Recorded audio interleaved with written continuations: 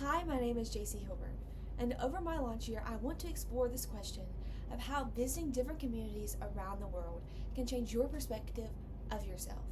This question actually started all the way back in January for me when I was fortunate enough to take the class called Sail Away through my school, which allows students to travel to the Caribbean and sail to a whole bunch of different islands. And this trip was actually the first time that I had ever been out of the United States and the first time that I had ever been on a sailboat. So it's safe to say I learned a lot.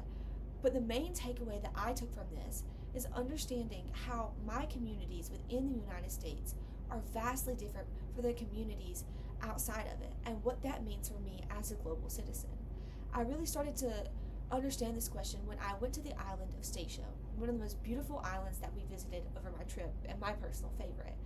And before going to Statia, I had always really considered myself to come from a town that didn't really have that many resources, since it was a small rural town in North Carolina.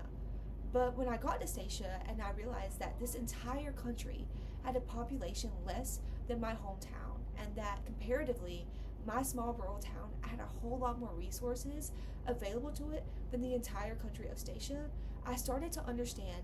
that I had privilege myself by just being an American citizen. And how, while yes, I may come from a rural town in North Carolina,